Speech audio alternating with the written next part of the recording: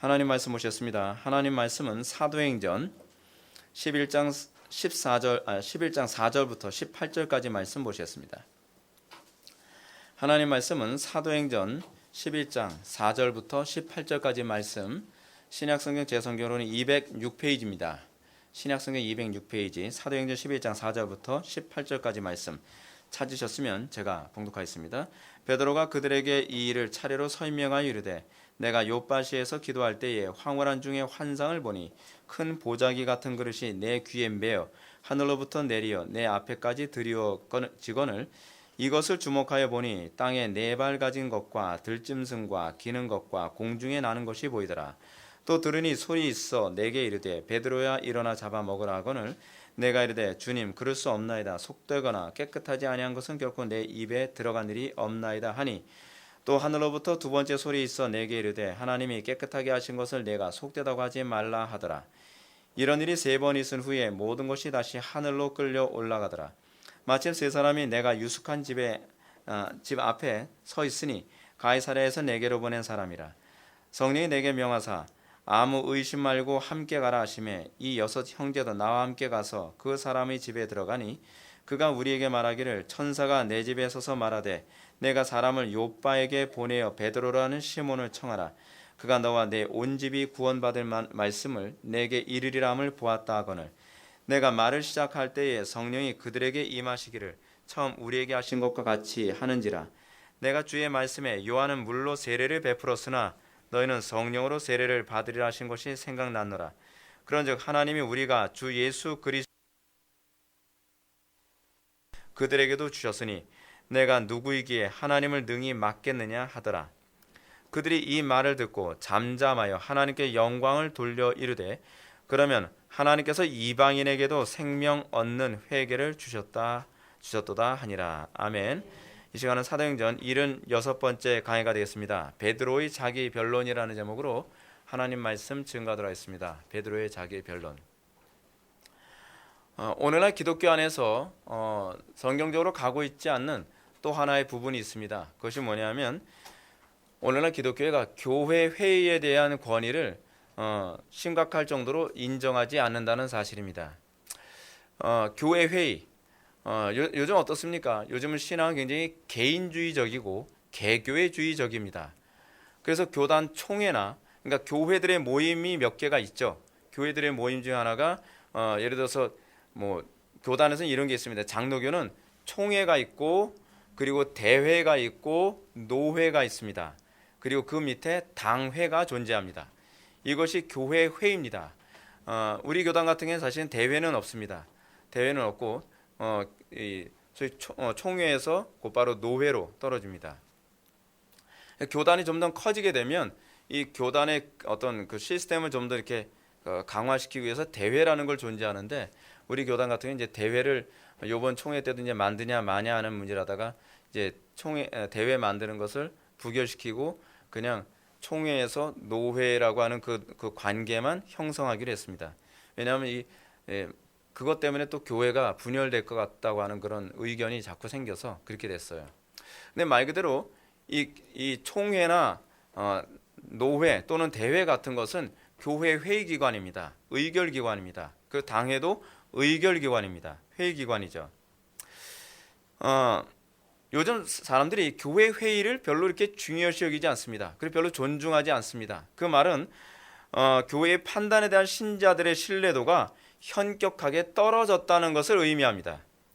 상당수의 교인들은 교회 회의를 통해서 이단을 정죄하거나 특별한 문제에 대한 결정을 존중하지 않고 각자 자기 소견에 오른 대로 신앙생활합니다. 각 개교회의 판단에 오른 대로 또 행동하기도 합니다. 예를 들어서 교단에서 또는 총회에서 이 부분이 저거는 이단이야, 저것은 받아들이면 안 돼라고 의결을 내렸으면 그 회의를 사실은 교회들이 존중해 줘야 되거든요. 그리고 개교회들이 저것은 교단에서 이단으로 정죄했고 교단에서 저것은 하지 않기로 결의를 했으면 하지 않아야 돼요. 예를 들어서 어떤 특정 교단 같은 경우에는 트레스티아스가 이단성이 있으므로 하지 마십시오. 또는 어떤 교파 같은 경우에는 이단성이 있으므로 교류하거나 접촉하지 마십시오라고 한다면 개교회는 그것을 존중해 줘야만 합니다. 근데 그걸 안 해요. 그걸 안 하고 저건 몰라서 그래. 그래서 각자 자기 경험, 자기가 가지고 있는 이 신학이 통일이 안 되다 보니까 나는 그렇게 생각하지 않아, 나는 그렇게 체험하지 않았어라고 하는 소위 자기의 주관적인 판단에 의해서 개교회주의적이거나 또는 개인적입니다. 또는 이렇게도 볼 수 있죠. 당회에서 이거를 이단으로 규정했으니까 저런 집회는 참석하지 마십시오. 당회에서 이런 부분에서 이것은 잘못된 모임으로 생각하니까 그런 거에 참석하지 마십시오 라고 하더라도 교인들은 자기 몰래 그런 데 신앙생활을 한다고 하면서 왔다 갔다 한단 말이죠. 이런 설교는 듣지 마십시오, 저 설교는 신학적으로 잘못된 것입니다 라고 해도 막 몰래 듣는단 말이에요. 근데 그것이 별로 바람직하지 않습니다. 이 문제에 대해서 여러분, 개혁교회는 다시 성경으로 돌아가야 되고 교회사로 돌아가야만 합니다. 성경과 교회사는 교회 회의에 대한 권위를 굉장히 높게 평가했습니다. 왜냐하면 교회 회의는 교회 안에서 진리를 보존하는 성령 하나님의 행위라고 보았기 때문에 그렇습니다. 겉으로 보기에는 사람들이 모여서 회의해서 결정한 거라고 생각하지만 실제로 우리는 그렇게 보지 않습니다. 그 안에 성령께서 개입하셨고 성령께서 우리들에게 현명하게 판단하고 결정하게 하셨을 것이다 라고 우리는 그것을 믿고 우리는 교회 회의의 그 결정을 우리는 받아들이고 따라갑니다. 물론 우리가 이런 교회의 판단을 믿고 신뢰하는 데 있어서 하나의 기준이 있습니다. 이건 먼저 염두에 두셔야 돼요. 무조건 교회 회의에서 결정했으니까 딱 받아들여야 된다라는 건 아니에요. 그럼 그 기준이 무엇인가? 그건 신앙 고백입니다. 그리고 신학이기도 합니다. 신앙 고백이 잘못됐거나 또는 신앙이 잘못됐다고 한다면, 신학이 잘못됐다고 한다면 그 교회나 또는 그 총회나 그 노회의 교회 회의를 우리는 존중하기가 어렵죠. 그렇죠. 예를 든다면 오늘날 상당수의 교단들은 성경이 정확무한 하나님의 말씀이라는 것을 인정하지 않는 교단들이 있습니다. 저는 개인적으로 성경이 정확무한 하나님의 말씀이라는 것을 인정하지 않고 신학적으로 리버럴한 신학적 그 개념을 수용한 교회 회의의 결정을 저는 존중하지 않습니다. 성경이 정확무한 하나님의 말씀이라는 걸 인정하지 않는 사람의 그 교회 회의를 우리가 어떻게 존중할 수 있겠습니까? 단면에 또 한번 예를 한번 들어봅시다. 제가 특정 교단을 제가 이제 지적해서 얘기하지는 않겠습니다. 저한테 이제 성경 공부를 배운 사람들은 어느 교단을 얘기하는지는 아마 대충 아실 텐데, 그 특정 교단에서는 교회에서 안에서 굉장히 중요시 여겼던, 그러니까 삼위일체 교리 중에서 아주 중요시 여겼던 필리오케라고 하는 교리를 삭제했습니다. 그러니까 신앙 고백서에서 그걸 삭제해 버렸어요. 이 필리오케라고 하는 교리를 이걸 지키는 것 때문에 동방교회와 서방교회가 갈라지게 된 거거든요. 근데 이 필리오케 교리를 삭제하게 되면 심각한 문제가 야게 됩니다. 이제 필리오케 교리가 무슨 교리냐면 성령님께서 성부에게서만이 아니라 성자에게서도 나오셨다라고 하는 교리입니다. 근데 이 동방교회 같은 경우에는 이 필리오케 교리를 인정하지 않아서 어떻게 이해를 하고 있냐면 성령님은 성부로부터 나오시고 성자로부터 보냄을 받으셨다라고 그렇게 이해하고 있어요. 그럼 이게 뭐가 큰 문제라고 생각하느냐? 이렇게 되면 어떤 문제가 발생하냐면 성부께 대한 계시를 성자만 할 수 있는 것이 아니라 성령도 독립적으로 계시할 수 있다고 하는 것이 합당화돼요.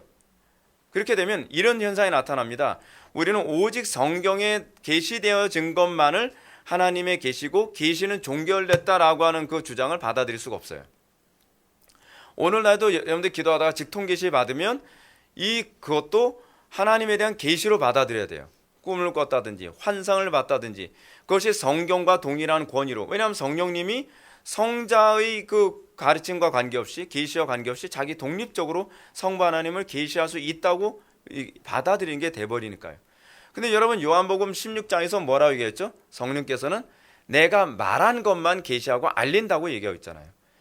그렇기 때문에 우리는 전통적으로 필리오케 교리가 옳다라고 생각을 합니다. 근데 어떤 특정한 교단, 그 교단이 이제 리버럴한 신학을 받아들였고 발트 신학을 받아들였고, 발트 신학을 받아들이고 나서 보니까 필리오케 교리를 받아들인 것이 불편해지는 거예요. 필리오케 교리를 받아들이게 되면 결국 성경이라고 하는 이 카테고리 안에 자기네들의 어떤 그 목회나 성경 해석적 방법이 제한되는 것이 불편하니까 그 전통적인 신앙 고백에서 필리오케 교리를 삭제해 버렸습니다. 저는 그런 교단에서 얘기하는 교회 회의를 저는 존중할 수 없다고 생각을 합니다. 그러나 우리가 만일 또 다른 관점을 또 한번 생각해 볼게요. 제가 이 교회 회의에 관해서 여러분들이 일방적으로 다 받아들이라고 제가 말씀드리는 건 아닙니다. 이게 단순한 문제가 아니에요. 우리 기독교는 그렇게 어설프지 않습니다. 이 교회 회의에서 예를 들어서 만일 성경의 정황모호성 인정하고, 그렇죠? 그리고 신앙 고백 인정하고 신학적으로 보수적인 정통 신학을 인정한다고 해서 우리가 무조건 다 받아들여야 된다는 것 또한 아닙니다. 이게 도대체 뭐 하자는 거예요, 목사님? 왜 왔다 갔다 합니까? 왔다 갔다 하는 게 아니라 좀 더 정교해지자는 얘기예요. 좀 더 신학적으로. 여러분, 전통적인 신앙 고백을 고백하는 교회들이 신학적으로 타당하게 결정하거나 판단한 문제라면 우리는 1차적으로 우리는 그것을 신적인 권위로 받아들여야만 합니다. 교회 회의에서 결정한 것을 우리는 하나님의 음성이라고 생각하고 받아들여야 된다는 거예요. 비록 나의 체험과 맞지 않고 나의 생각과 맞지 않더라도 우리는 그 권위를 받아들여야만 합니다.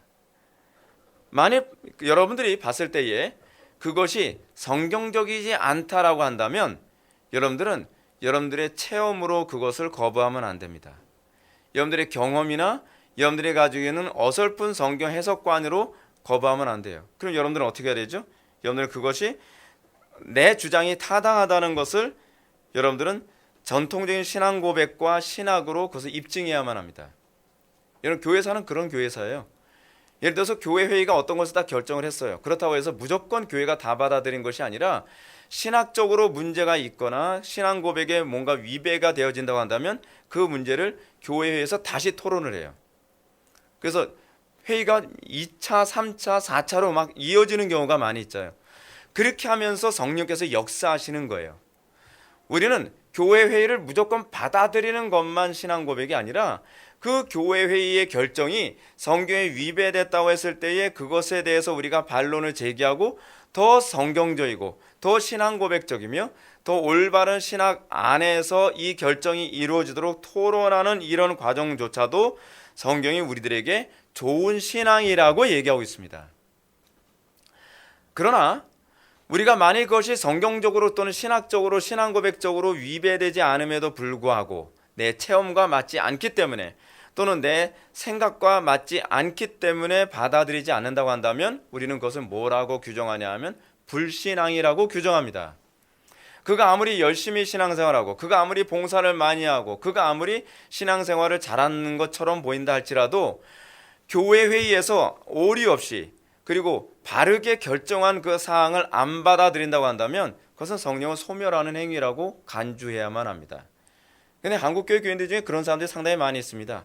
신학적으로도 별 문제 없고 신앙 고백적으로도 문제 없는 교회 회의. 어떤 교회에서 예를 들어서 뭐 김기동파 2단이다. 그러니까 이 부분을 받아들이지 마라.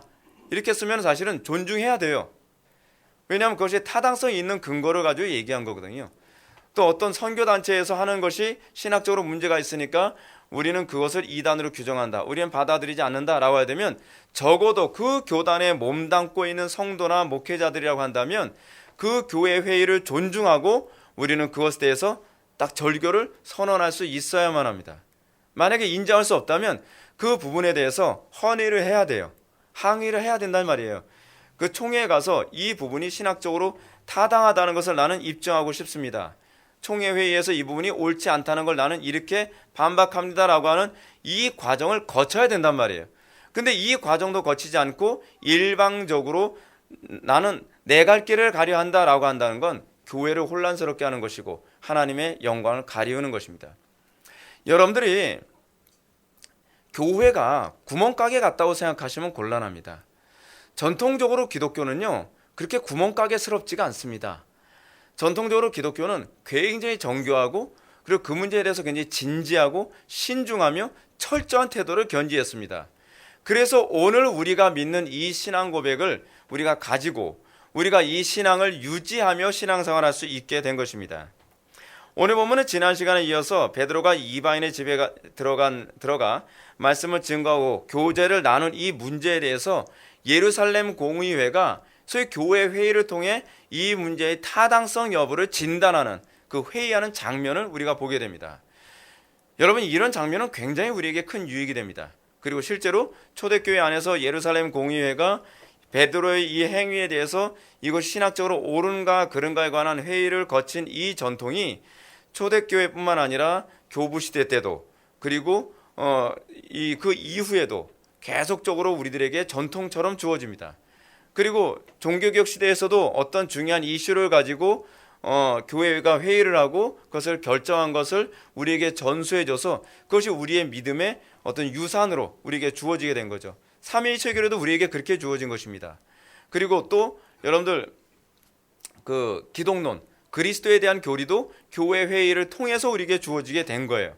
그러니까 우리가 교회 회의를 존중하는 것이 교회 사적으로 봤을 때 얼마나 하나님을 기쁘시게 드리는 것이고 그것이 얼마나 신학적으로 타당한 것인지를 우리는 쉽게 알 수가 있습니다. 오늘 본문은 지난 10장에서 언급했던 본문의 내용을 다시 좀 반복하는 것과 같은 그런 모습을 느낄 수 있습니다. 물론 내용은 똑같지만 약간의 다름이 있습니다. 그럼에도 불구하고 내용이 너무나 동일한 내용을 가지고서 베드로가 얘기하고 있기 때문에 오늘 본문은 또 구절도 너무 길어요. 그래서 제가 한 절 한 절 해석을 하지 않고 본문의 전체적인 흐름 안에서 필요한 부분만을 제가 인용하며 오늘 강의를 진행하도록 하겠습니다. 지난 시간에 우리는 1절부터 3절의 말씀을 통해서 할례자들이 베드로의 활동에 대한 정죄를 살펴봤습니다. 그들은 어떤 사람들이라고 했습니까? 그들은 유대교에서 기독교로 개종을 했으나 초대교회의 예배와 윤리에서 율법의 상당한 부분은 유지해야만 구원을 얻는다고 하는 그런 사고를 가지고 있는 사람들이라고 했습니다. 그들의 신학적인 문제가 뭐라 그랬죠? 자기 것을 다 버리고 그리고 새 옷을 입는 개념이 아니라 그랬죠. 그러니까 여러분, 신앙생활에서 여러분들 절대로 잊지 마십시오. 제가 이 말을 해도 아무리 좀 말귀를 못 알아듣는 경향이 간혹가다 있는데, 여러분들이 우리 교회에 와서 신앙생활 했을 때는요, 모든 걸 포맷시켜야만 합니다. 어떤 사람이 신학을 하는데 위험한지 아십니까? 철학을 먼저 공부하고 그 위에 신학을 세운 사람이 아주 위험합니다. 철학 위에다가 신학을 자꾸 섞어요. 우리나라는 음식부터가 섞잖아요. 이게 그래서 아무렇지도 않은 줄 알아요. 이 섞는 게 좋은 게 아니에요. 음식은 섞어도 괜찮아요. 저는 그거에 대해서 불평 안 해요, 집사람한테. 근데 음식은 섞어도 되지만 여러분, 신학은 섞이면 안 돼요. 신학은요, 순수할수록 좋은 거예요. 여러분들이 가지고 있는, 여러분 예수를 믿고 나서 여러분들에게 예수를 믿을 때 우리에게 나타나는 것이 뭐죠? 회개라는 과정이 반드시 거칩니다. 회개 없이 신앙이 들어오질 않아요. 여러분들이 잘못된 신앙의 태도를, 여러분들 우리 교회 왔을 때 여러분들이 저한테 굉장히 거슬리는 게 있을 겁니다. 뭐냐면 여러분들이 다른 교회에서 신앙생활을 하던 그 태도를 일일이 다 고치라고 얘기하는 것에 대해서 굉장히 불편하게 생각하는 분들이 있어요. 간혹가다 이런 얘기합니다. 목사님, 그래도 이거는 다른 교회에서 배웠지만 이런 건 괜찮은 거 아닌가요? 여러분, 신앙생활 어떻게 하는 것이 옳다고 예수님께서 말씀하셨죠? 어린아이처럼 하는 게 좋은 거예요. 로마에 왔으면 로마의 법을 지키는 게 옳은 거예요. 여러분들이 우리 교회에 왔을 때에 우리 교회 신앙생활에 옛날에 여러분들이 하던 습관을 적당히 접목시키려고 하지 마세요. 제가 이제 요즘에는 저도 이제 나이가 먹으니까 적당히 접목시키려고 하는 부분에 가서 이제 말하는 게 이제 귀찮아졌어요. 왜냐하면 이거 가지고 싸우는 게 이제 진절머리가 나니까요. 근데 제가 분명히 말씀드릴게요. 우리 교회 안에 있는 모든 순서, 우리 교회는 여러분 수요 예배, 금요 교대, 주일 낮 예배, 주일 오후 예배, 이 부분에서 저는요 진짜 직선적으로 얘기할게요. 하나도 빼먹으면 여러분들 신앙에 100% 손해입니다. 빼먹어도 될 거라고 생각하지 마세요. 다른 교회선 빼먹어도 됐다 할지라도 우리 교회선 빼먹어도 된다고 생각하지 마시란 얘기예요. 왠지 아세요? 제가 빼먹어도 될 것 같으면 전 뺐을 것이기 때문에 그래요. 제가 왜 힘든데도 굳이 제가 수요 예배를 인도하는지 아십니까? 빼먹으면 안 되기 때문입니다. 제가 왜 굳이 힘든데도 금요 기도회를 인도하는지 아십니까? 빼먹으면 안 되기 때문입니다. 우리 교회는 금요 기도회가 엔진입니다. 금요 기도회가 대충 되면 교회가 전체적으로 무너져요. 전 그걸 알아요. 주일 낮 예배 대충 해서 여러분들 신앙의 성장이 안 일어납니다.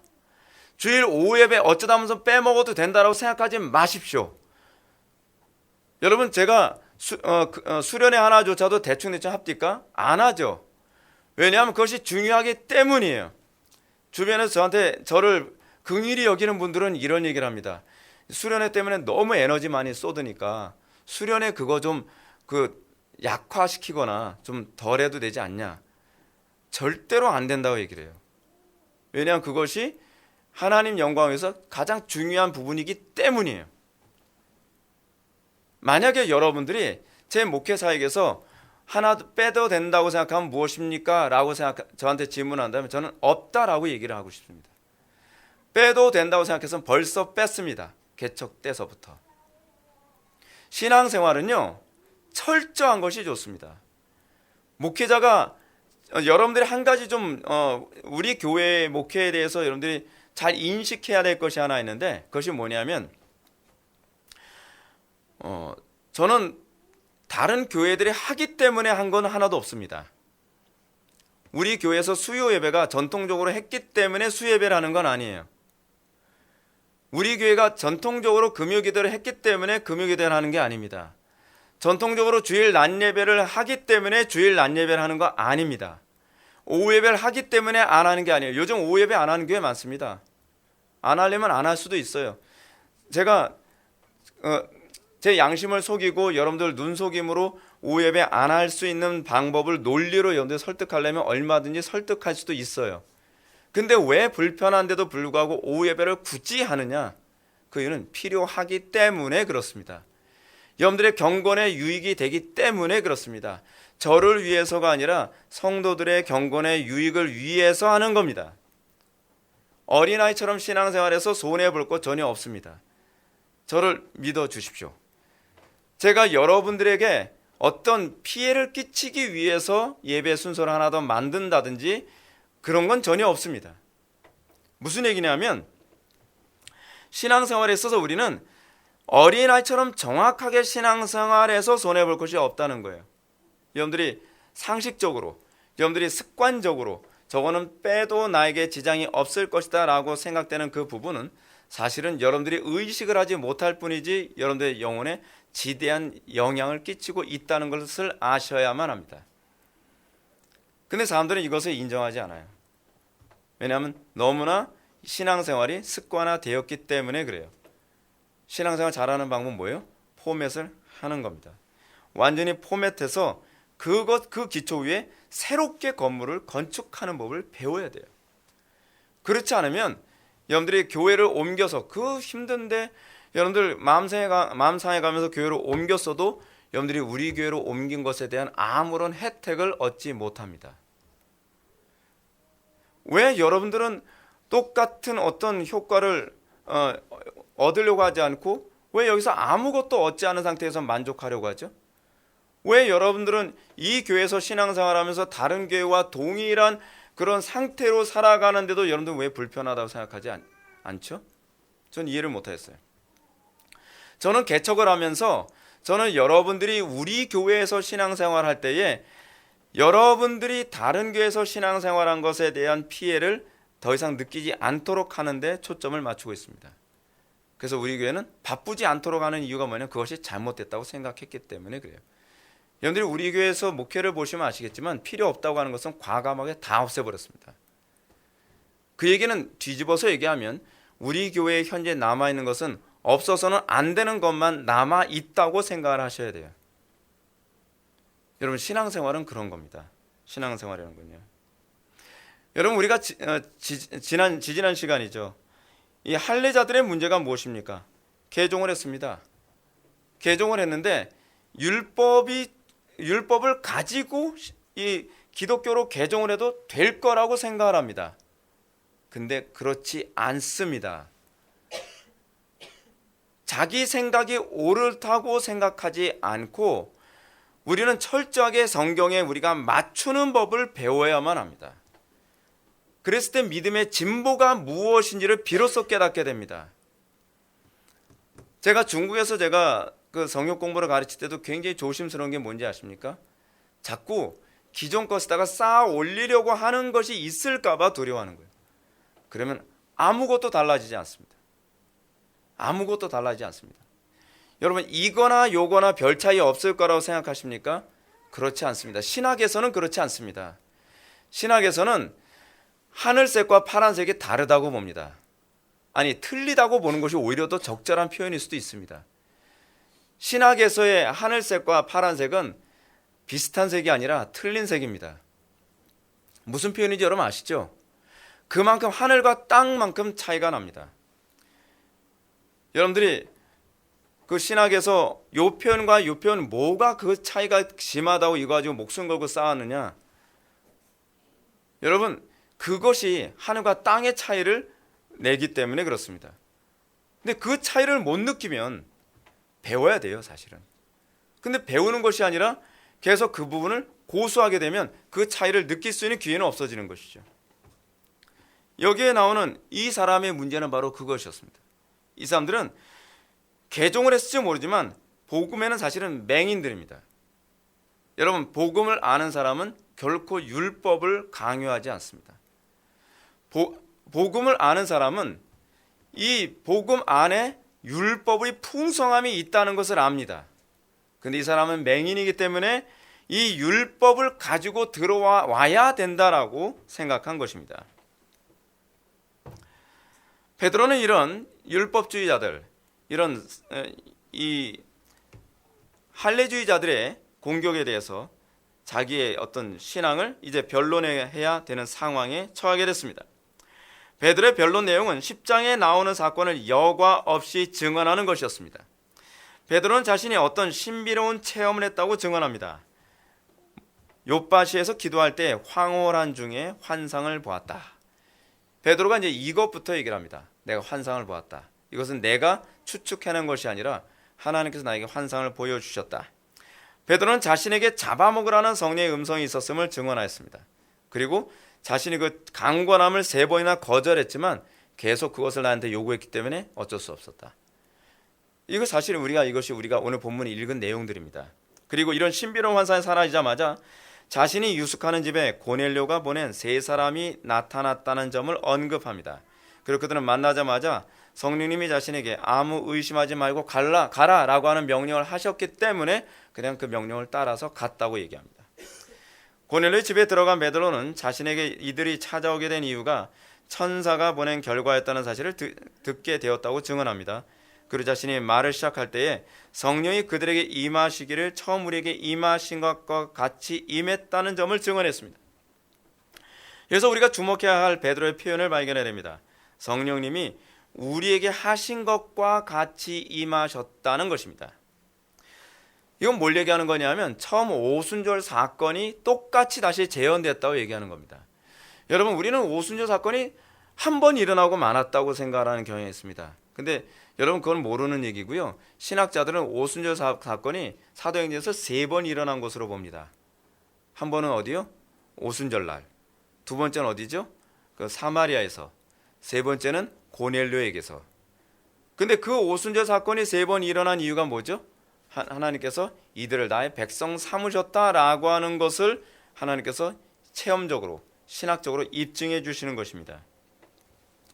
이러한 성령의 역사와 함께 베드로는 자신에게 주의 말씀에 요한은 물로 세례를 베풀었으나 너는 성령으로 세례를 받으리라 하신 것이 생각났노라 라고 증언합니다. 성령께서 어떻게 조명하셨는지, 내 속에서 어떤 일이 일어났는지를 지금 설명하고 있습니다. 이런 성령의 압도적인 인도로 말미암아 그는 자신이 주 예수 그리스도를 믿을 때 주신 것과 같은 선물을 그들에게도 주셨으니 내가 누구이기에 하나님을 능히 맡겠느냐라고 증언합니다. 이것이 오늘 우리가 본 내용의 전체 베드로의 증언이죠. 이렇게 장황한 베드로의 증언을 듣고 난 예루살렘 공의의 판단을 이제 누가는 18절의 말씀을 통해서 다음같이 기록합니다. 18절 말씀 다 같이 읽겠습니다. 시작.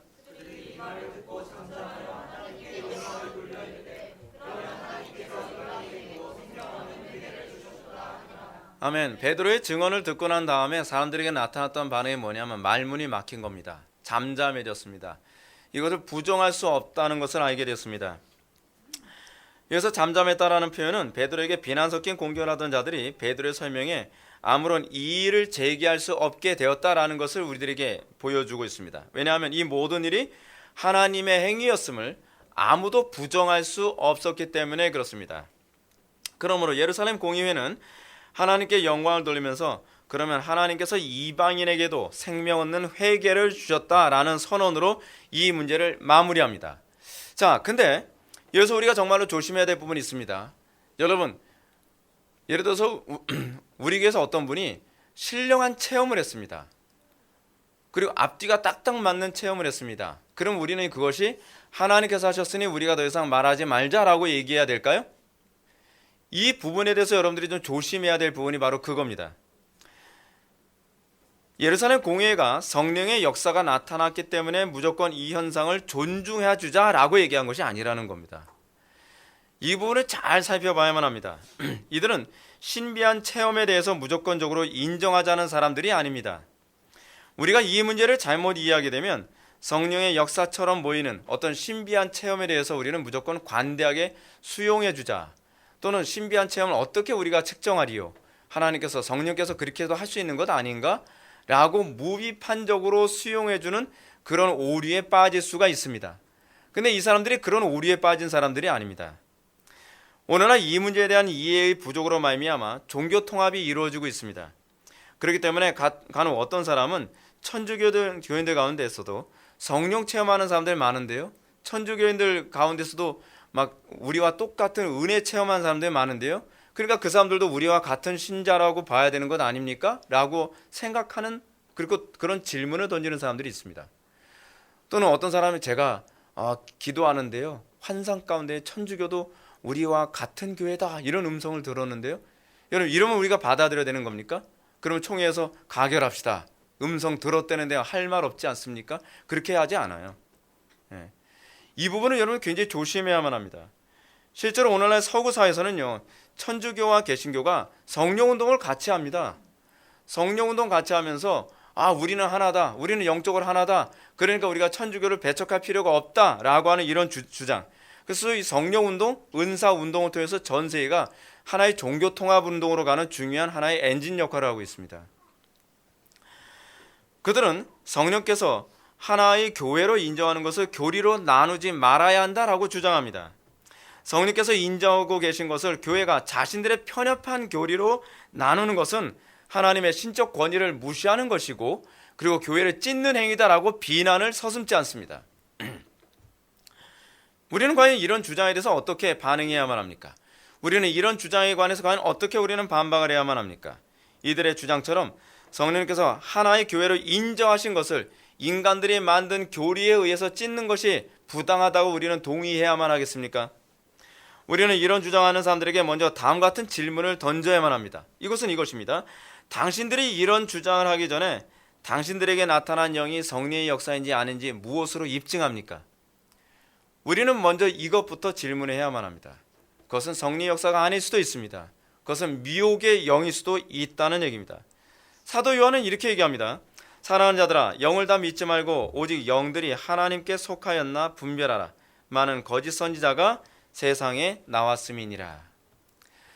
얼마든지 거짓 영으로 우리를 미혹할 수 있습니다. 성령만 역사하시는 것이 아닙니다. 사단도 역사합니다. 그리고 요한계시록에서도 얘기하고 있지 않습니까? 마지막 때가 되면 악한 영이 기사와 이적으로 사람들을 미혹할 것이라고 틀림없이 얘기하고 있습니다. 하늘에서 불을 내리라면 불을 내리고 우상에게 말을 하라 하면 말을 하게 될 것이라고 얘기하고 있습니다. 그래서 할 수만 있으면 택한 백성들까지도 미혹하게 하리라 라고 얘기하고 있습니다. 그렇다고 한다면 우리가 성령의 역사처럼 보여지는 것들에 무조건 우리의 교리적 입장을 다 포기하고 우리는 그것을 받아들여야만 하는 것이겠습니까? 사도 요한은 이 미혹의 영과 참된 영을 구별하는 아주 중요한 시금석을 우리들에게 이렇게 얘기하고 있습니다. 이로써 너희가 하나님의 영을 알지니 곧 예수 그리스도께서 육체로 오신 것을 시인하는 영마다 하나님께 속한 것이요 예수를 시인하지 아니하는 영마다 하나님께 속한 것이 아니니 이것이 곧 적그리스도의 영이니라. 그럼 여러분, 참된 영과 거짓된 영을 구별하는 아주 중요한 시금석은 무엇이겠습니까? 이것은 간단합니다. 이 영이 우리를 그리스도께로 인도하는가, 이 영이 우리를 진리 가운데로 인도하는가, 이 영이 우리가 더욱더 그리스도를 사랑하게 만드는 영인가에 관한 문제입니다. 그러나 만일 어떤 사람이 어떤 신비한 체험을 했다고 하면서 성경을 더 멀리하고 진리를 더 멀리하고 그리스도를 멀리하며 신비적 체험만을 추구하게 된다면 그것은 틀림없이 적그리스도의 영임에 틀림이 없습니다. 적그리스도의 영이라는 것은 그리스도를 떠난 사람들을 하나로 뭉쳐 하나님을 대적하게 만드는 영입니다. 근데 실제로 오늘날 은사주의 운동을 하는 사람들이 상당수가 이런 분별력이 없습니다. 그리고 은사주의 운동에 빠지고 어떤 성령 체험을 했다는 사람들이 진리만 얘기하면 졸기 시작을 해요. 막 기도를 하루에 3시간, 4시간, 5시간 하고 방언을 막 유창하게 하고 환상을 본다 그러고 꿈도 꾼다 그러고 예언을 한다고 하는데, 전에 우리 교회에 그런 분이 하나 왔었거든요. 그래서 굉장히 신령한 분 이번에 오신다 그래서 야, 신령한 분 오실 테니까 그분도 은혜 받을까 고민했었는데 멀찌감치 뒷자리에 앉았는데 얼마나 심각하게 주무시는지 제가 설교를 할 수 없을 정도였어요. 왜냐면 옆으로 막 쓰러지려고 하니까. 그래서 누가 붙잡아줘 하고 싶을 정도로요. 여러분, 그거 성령의 역사 아닙니다. 성령의 역사 아닙니다. 아무리 기도를 많이 했다고 해서 믿지 마십시오. 그가 예언이 딱딱 맞아 떨어진다고 해서 믿지 마십시오. 무당도 가끔가다 예언 맞아 떨어집니다. 그것 때문에 사람을 미혹하는 거거든요. 근데 그런 미혹의 영을 통해서 사단이 하는 일이 무엇입니까? 사람들을 모아 하나님을 대적하는 하나의 큰 무리, 마치 바벨탑을 형성하는 것과 같은 그런 일을 하는 것, 그것이 바로 적그리스도의 영입니다. 실제로 오늘 본문 말씀도 이런 사실을 명확하게 잘 증명해주고 있습니다. 예루살렘 교회가 베드로의 증언을 듣고 이 놀라운 역사가 성령의 역사라는 사실을 무엇으로 이 사람들이 규정하고 있느냐? 회개와 연결해서 이해하고 있습니다. 회개가 여러분 무엇입니까? 그리스도께로 돌아가는 것을 얘기하지 않습니까? 그리스도의 영의 특징이 뭐라고요? 하나님의 영의 특징이 뭐라고요? 그리스도께서 육체로 오심을 인정하는 것. 바꿔서 얘기한다면 이렇습니다. 우리를 그리스도께로 인도하는 영, 우리를 진리로 인도하는 영, 그것이 하나님의 영의 특징이라는 거예요. 지금 베드로가 말씀을 증거했는데 이 어떤 영이 강력하게 역사하면서 이 사람들이 회개를 했어요. 회개를 했다는 얘기가 무슨 얘기죠? 그들이 그리스도께로 인도받았다는 얘기입니다. 그래서 저는 회개 없는 성리의 역사는 위험하다고 생각합니다. 회개 없는 성리의 역사는 성리의 역사가 아닐 가능성도 있다는 경계심을 품어야만 합니다. 어떤 사람이 집회에 참석했다 눈물도 많이 났고요, 은혜도 받았고요, 기분도 좋았고요, 위로도 많이 받았고요, 그리고 마음의 상처도 씻김을 얻었고요, 그것이 성령의 역사임을 입증하지 않습니다. 여러분, 프로이트에게 영향을 받은 사람들도 그런 식으로 여러분 반응하는 사람들 많습니다. 융 같은 사람들에게 영향을 받은 사람들도 그런 식으로 반응하는 사람들 많습니다. 심리치료 받고 나서 마음에 위로받았다는 등, 그리고 카타르시스를 경험했다는 등, 너무 기분이 좋았다는 등 이런 얘기 많이 합니다. 오늘날 상당수 교회에서 은사 집회한다 뭐한다 하면서 사람들을 미혹하는 것들이 대부분 사람들이 심리학적으로 사람들을 혼란스럽게 만드는 경우가 많거든요. 그런데 성령의 역사는 성령의 역사임을 나타내는 가장 독특한 특징이 무엇이냐면 그 사람을 그리스도께로 인도한다는 것입니다. 옛적 삶에서 그리스도께로 인도하는 삶을 살아가는 것, 그것이 성령의 역사입니다. 그것이 하나님이 하시는 일이죠.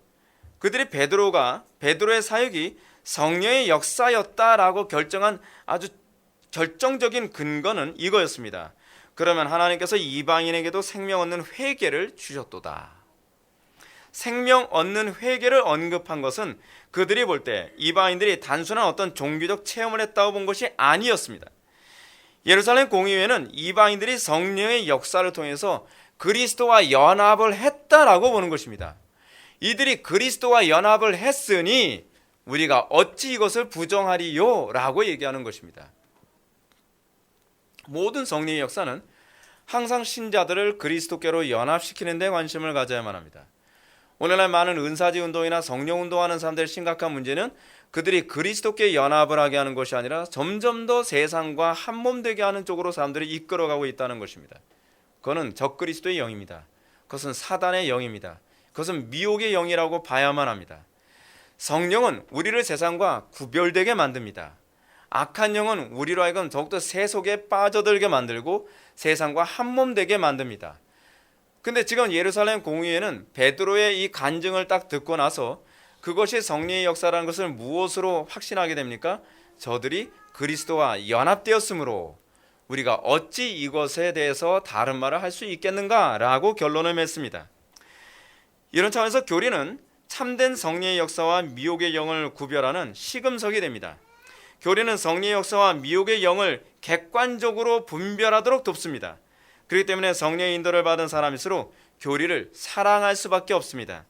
왜냐하면 교리는 우리의 체험이 성경적이라는 것을 더욱더 확실하게 잘 입증해 줍니다. 우리 안에 일어난 성령의 역사를 이 교리는 더 명확하게 설명을 해줍니다. 그래서 정상적으로 은혜를 받은 사람이라고 한다면 교리를 안 좋아할 수가 없어요. 왜냐하면 그 사람들에게 교리는 지식이 아니거든요. 그 사람들에게 교리는 내 속에서 일어난 성령의 역사에 대한 설명이거든요. 그러니까 오늘날 개혁파 교회가 이 내 속에서 그 역사가 일어나는 것에 대한 경험은 없고 자꾸 이 교리를 지식적으로만 전달하니까 사람들이 별로 좋아하지 않는 겁니다. 근데 원래 교리는 그게 아니에요. 교리는 내 속에서 하나님께서 하신 일에 대한 소위 학문적 표현이에요. 학문적으로 표현한 것 뿐이죠. 그러나 미혹의 영에 빠진 사람들은 교리를 싫어합니다. 그럴 수밖에 없는 것은 교리가 그들의 체험을 자꾸 거짓으로 입증해주고 있기 때문에 그렇습니다. 교리의 양면성 때문에 어느 시대든지 사단은 교리를 공격할 수밖에 없죠. 왜냐하면 교리가 나타나면 참된 신앙과 거짓된 신앙이 수면 위에 올라와요. 교리가 우리에게 가르쳐지면 내 속에 있는 체험이 성령의 체험인지 미혹의 영의 체험인지 심리적 체험인지가 수면 위로 올라오죠. 그러니까 성령을 체험한 사람은 교리를 좋아할 수밖에 없지만 성령을 체험하지 않은 사람은 교리가 굉장히 피곤하게 느껴질 수밖에 없는 것입니다. 그러나 저는 이렇게 성령의 역사라는 명분하에 교회의 일치를 이루려는 미혹만 경계할 것이 아니라 그 반대의 문제도 우리가 다시 한번 생각해 봐야 된다고 말씀드리고 싶습니다. 그 반대란 무엇인가? 그것은 미혹의 영에 대한 심한 경계심 때문에 성령의 초자연적인 역사까지도 무조건 소멸하려는 이 어리석음조차도 우리는 경계해야만 합니다. 자꾸 사람들이 이쪽 극단에서 저쪽 극단으로 가려는 성향이 있습니다. 우리가 가지고 있는 교리는 우리를 차갑게 만드는 수단이 돼서는 안 됩니다. 성경은 그리스도인들에게 나타나야 되는 태도를 뭐라고 얘기합니까? 머리는 차갑고 가슴은 뜨거워야 된다고 얘기합니다. 그런데 오늘날 소위 개혁파 교회는 머리는 뜨겁고 가슴은 차갑습니다. 뭔가 아는 데에는 열을 올리고 있는데 냉철하지 않고 그리고 가슴은 차갑습니다. 성도들에 대한 소위 사랑, 열정 별로 없어요. 예배 시간에도 그 뜨거움이 없습니다. 차갑습니다. 여기에 심각한 문제가 있다는 것을 우리는 알 수 있죠. 우리는 냉철하게 교리를 통해서 올바른 체험과 거짓 체험을 분별해야 하지만 성경적인 체험 안에서 우리는 뜨거워야만 합니다. 교리의 역할을 배척하는 데만 교리의 역할은 거짓된 것을 배척하는 데만 있지 않습니다. 교리의 역할의 한 면만 보면 안 돼요. 교리의 한 면은 틀림없이 거짓된 것을 배척하고 경계하는 데 이 사용이 되죠. 그러나 교리의 또 다른 면이 있습니다. 올바른 것을 적극적으로 받아들이게 하는 그 수단으로도 사용되고 있다는 사실입니다. 배척하고 비판을 위해서 교리를 사용한다면 교리의 역할을 잘못 이해하고 있는 것입니다. 마치 어린아이가 먹어서는 안 되는 음식을 잘 골라 먹기만 하면 먹어서는 안 되는 음식을 골라내기만 하고 그리고 먹어야 될 것을 안 먹고 있으면 어떻게 되죠? 그 아이는 굶어 죽는 거죠. 영양실조로 죽게 되고 맙니다. 오늘날 우리 개혁교회가 가지고 있는 지금 위험성이 뭔지 아십니까? 걸러내는 건 굉장히 잘해요. 근데 문제는 뭐냐면 우리가 경험해야 될 우리가 하나님과의 관계 안에서 나타나야 될 은혜의 표지에 대해서는 전혀 이것을 수용하기 위한 적극적인 행동을 취하지 않습니다. 그러니까 마치 영양실조에 빠진 교회처럼 메말라가고 차가워져 가는 것이 오늘날 개혁교회에게 나타나고 있는 잘못된 모습이죠. 우리 개혁파 교회가 가지고 있는 교리를 통해서 우리는 바른 성령의 역사를 분별하고 강화시켜서 거짓된 성령의 역사를 오히려 우리가 바른 성령의 역사를 통해 분별할 수 있도록 해줘야만 합니다. 우리가 바른 성령의 역사에 대한 경험이 없으면서 거짓된 것만 비판하게 되면 우리는 뭐로 보이냐면 비판주의자로밖에 보이지 않습니다. 너희들 무조건 다 틀렸대. 근데 대안이 뭐야? 그러면 대안을 얘기를 못하는 거예요. 그래, 너희들 틀렸다는 거 인정할게. 그러면 너희들은 어떤데? 너희들은 뜨거워? 너희들은 그들의 이 사람들 만한 열정이 있어? 했을 때 할 말이 없다는 거죠. 우리는 이들이 틀렸다고 한다면 올바른 것을 말하는 것만이 아니라 보여줄 수도 있어야만 합니다. 그럴 때 사실은 설득력이 있는 것이거든요.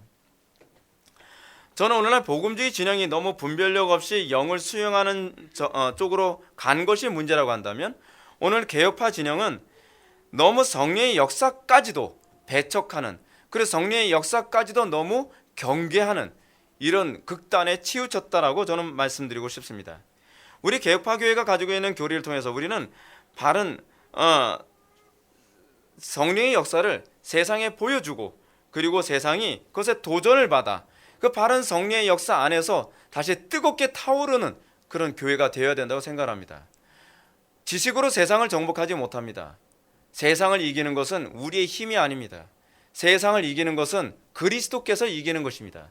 세상을 이긴 이김은 이것이니 너희의 믿음이라. 보라, 내가 세상을 이겼느니라. 주님께서 말씀하고 계십니다. 예수님께서 세상을 이겼기 때문에 우리가 이길 수 있는 것이지, 우리가 많은 지식과 교리가 있기 때문에 세상을 이길 수 있는 것은 아닙니다. 어느 시대든지 지식으로 세상을 이긴 적은 없습니다. 세상은 우리보다 더 영리합니다. 세상을 이길 때는 그들이 세상보다 더 영리하기 때문이 아니라 세상보다 더 능력이 있기 때문이었습니다. 그들이 세상보다 더 거룩할 때 교회가 세상을 이기는 그 모습이 나타난 것입니다. 우리는 제가 서론에서 말씀드렸던 것처럼 오늘날 교회가 다시 권위를 회복해야만 합니다. 교회 회의가 존중받을 수 있는 시대가 되어야만 합니다. 그러려면 교회가 회의만 하고 옳고 그름을 분별하고 따지는 것만이 아니라 그 회의의 결과를 통해서 아름답고 정확한 열매도 배출해낼 줄 알아야만 합니다. 그때 교회가 권위가 쓰고, 그리고 교회가 세상에 영향을 끼치는 하나님의 강력한 등대 역할을 하게 될 것을 믿으시기 바랍니다. 기도하시겠습니다. 사랑이 많으신 하나님, 우리가 오늘 시간 예루살렘 공의회가 어떻게 옳고 그름을 바르게 판단하였으며 그것을 통해서 어떻게 교회에 유익을 줬는지를 우리가 살펴보았습니다. 아버지 하나님, 우리의 심령 속에 올바른 분별력과 판단력을 허락하여 주시사 이 악하고 음란한 시대에서 거짓 영에 미혹되지 아니하고 우리가 날마다 승리하며 나아갈 수 있도록 은혜 베풀어 주옵소서. 예수님의 거룩하신 이름으로 기도올리옵나이다. 아멘.